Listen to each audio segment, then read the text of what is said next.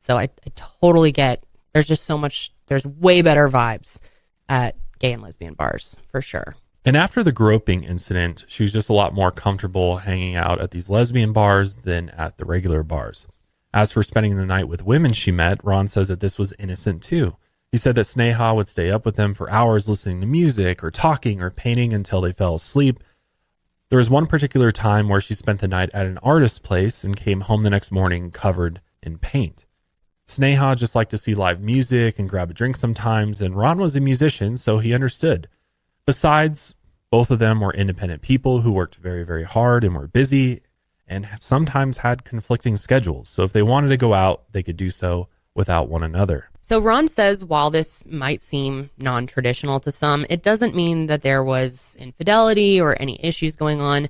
They had a good marriage and this was working for them. The only issue that Ron did say that they had was that Sneha had sort of a habit of not calling him and telling him where she was, which, you know, that's understandable to get frustrated with. You can get concerned about your partner. But this was something that they were working on, and he didn't mind that she was going out. He just wanted to know where she was, of course. And we wanted to mention that at this time, Sneha didn't have a cell phone. This is 2001, so only Ron had a phone. They did have a landline in their apartment, and all of this is a bit confusing because there's some mixed reporting going on here. There are some reports out there saying that she did have a cell phone.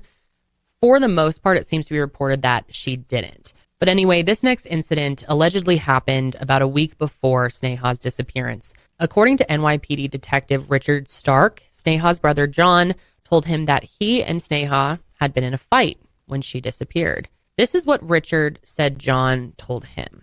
The fight started on a night where Sneha was visiting his apartment that he shared with his girlfriend. The three of them had been drinking in the apartment, and at one point, John left to grab some more drinks for the three of them. And when he came back, he caught Sneha and his girlfriend having sex. He yelled at them and pulled the two off of each other, and Sneha went home, and they hadn't talked since. Now, again, keep in mind that we're not sure if this actually happened. And later on, John said that he never told Richard any of that. He said that the whole conversation never happened and that it was a fabrication. In fact, John said he never spoke to Richard at all. So, you know, it's a bit confusing here. Yeah, it's like, is the detective lying or... Which does happen, but it's rare. And like, why would the detective lie? Yeah. But I don't know. We just don't know.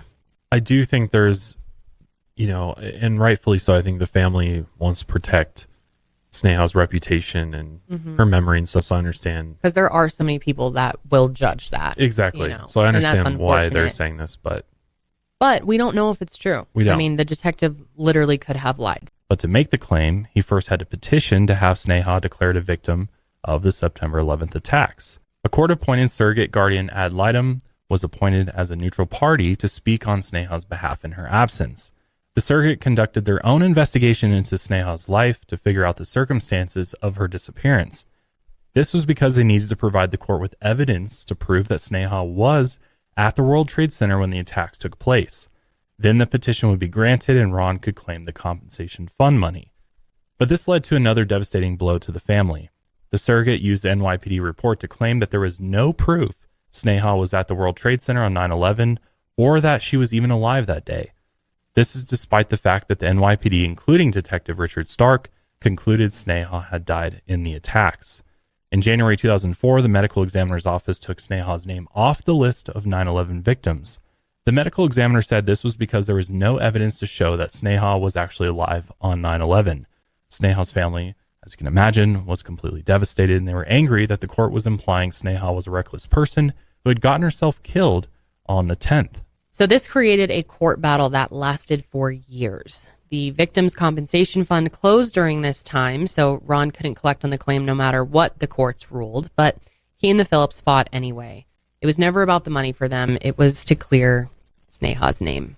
Finally, in 2008, a New York appellate court reversed the surrogate court's decision. The panel of judges said that there was clear and convincing testimony that showed Sneha died in or near the World Trade Center, and Sneha's name was officially re-added to the list of 9/11 victims. Sneha's name is listed on the 9/11 Ground Zero Memorial, and her name is located at the South Pool, Panel S66. Now, Ron eventually did get remarried with Sneha's family's blessing, and he now lives with his wife and their child in California, where he works as a doctor. He is still on good terms with the Philip family and keeps in regular contact with them.